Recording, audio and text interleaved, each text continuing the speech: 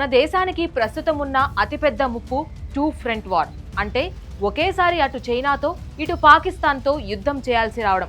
ఒకవైపు దొంగ దెబ్బ తీయడానికి ఎదురు చూసే పాకిస్తాన్, మరోవైపు టెక్నాలజీతో భారీ మిలిటరీతో భయపెట్టాలని చూసే చైనా. ఈ రెండు దేశాల కుతంత్రాలను తిప్పికొట్టాలంటే మన భారత వాయుసేన మరింత బలోపేతం అవ్వాలి. ఆకాశంలో ఎవరి ఆధిపత్యం ఉంటే యుద్ధంలో గెలుపు వారితే. సరిగ్గా శత్రువుల గుండెల్లో గుబులు పుట్టిస్తూ కేంద్ర ప్రభుత్వం ఒక సంచలన నిర్ణయం తీసుకుంది. భారత రక్షణ రంగ చరిత్రలోనే ఎన్నడూ లేని విధంగా ఒక అతిపెద్ద మెగా డీల్ కు రంగం సిద్ధం చేసింది.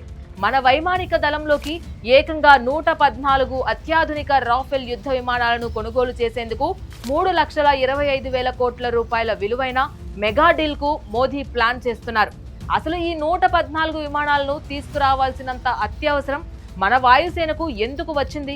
ఈ డీల్ చూసి డ్రాగన్ కంట్రీ చైనా, దాయాది దేశం పాకిస్తాన్ ఎందుకు వణికిపోతున్నాయి?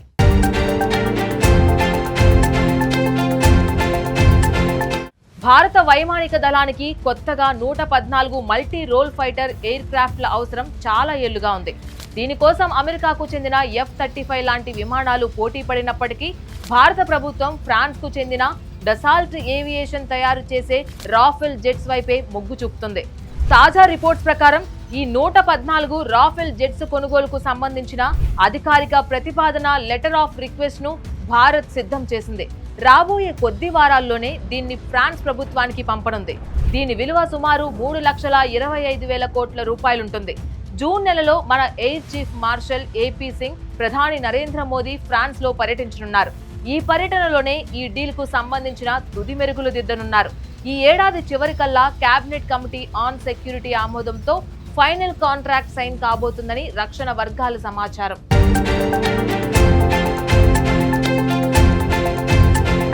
కానీ ఇక్కడే ఒక పెద్ద ట్విస్ట్ ఉంది. భారత్ ఈసారి విమానాలను కేవలం ఫ్రాన్స్ నుంచి కొని తెచ్చుకోవడం లేదు. కేంద్ర ప్రభుత్వం విధించిన ఒక కఠినమైన నిబంధన ఏంటంటే ఈ 114 విమానాల్లో సుమారు 90 విమానాలు ఖచ్చితంగా మన భారతదేశ గడ్డపైనే తయారు కావాలి. దీనికోసం ఫ్రాన్స్ కు చెందిన డసాల్ట్ కంపెనీ ఒక భారతీయ ప్రైవేట్ సంస్థతో కలిసి జాయింట్ వెంచర్ గా ఏర్పడి మేక్ ఇన్ ఇండియా కింద మన దేశంలోనే వీటిని నిర్మించబోతుంది. కేవలం 24 విమానాలు మాత్రమే ఫ్రాన్స్ నుంచి రెడీగా వస్తాయి. అంతేకాదు, ఈ విమానాల్లో వాడే పరిజ్ఞానంలో 50% వరకు స్వదేశీ కంటెంట్ ఉండాలని కేంద్రం టార్గెట్ పెట్టింది. ముఖ్యంగా ఈ కొత్త రాఫెల్ జెట్స్ కు మన స్వదేశీ ఆయుధాలైన అస్త్రా మిసైల్స్, భయంకరమైన బ్రహ్మోస్ NG క్రూయిజ్ మిసైల్స్ ను అనుసంధానం చేయబోతున్నారు. దీనివల్ల మన దేశంలో రక్షణ రంగ తయారీ పరిశ్రమ అనూహ్యంగా అభివృద్ధి చెందడమే కాకుండా భవిష్యత్తులో విడిభాగాల కోసం వేరే దేశాలపై ఆధారపడే పని ఉండదు.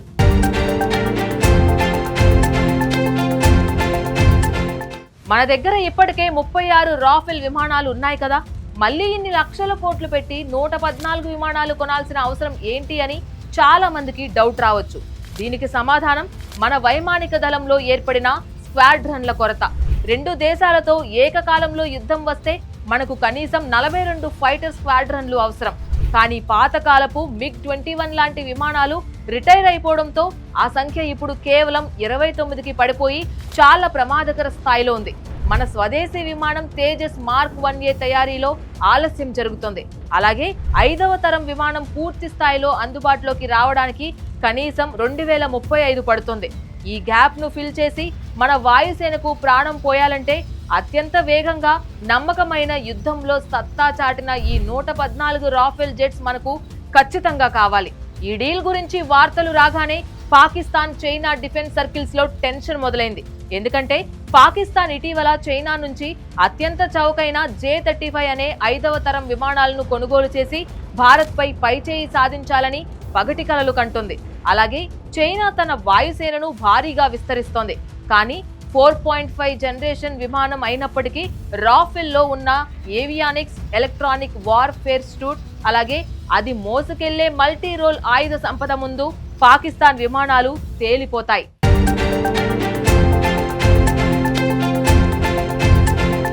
చైనా దగ్గర ఉన్న J-20 విమానాలను కూడా రాఫెల్ ముచ్చెమటలు పట్టించగలదు. ఒకేసారి 114 రాఫెల్స్, అది కూడా బ్రహ్మోస్ మిసైల్స్ తో ఇండియా గాల్లోకి లేస్తే ఆసియా ఖండంలో భారత్ ను ఎదిరించే శక్తి ఎవరికీ ఉండదు. ఇది శత్రు దేశాలకు స్పష్టంగా అర్థమైంది. రాఫెల్ విమానాల కొనుగోలు కేవలం వాయుసేన బలాన్ని పెంచడమే కాదు, మన దేశ రక్షణ తయారీ రంగంలో ఒక చారిత్రాత్మక మార్పుకు నాంది పలకబోతుంది. రాబోయే 10 ఏళ్లలో ఆసియా ఆకాశంలో ఎవరి ఆధిపత్యం ఉంటుందో ఈ డీల్ ద్వారా భారత్ శత్రువులకు స్పష్టమైన మెసేజ్ ఇచ్చేసింది.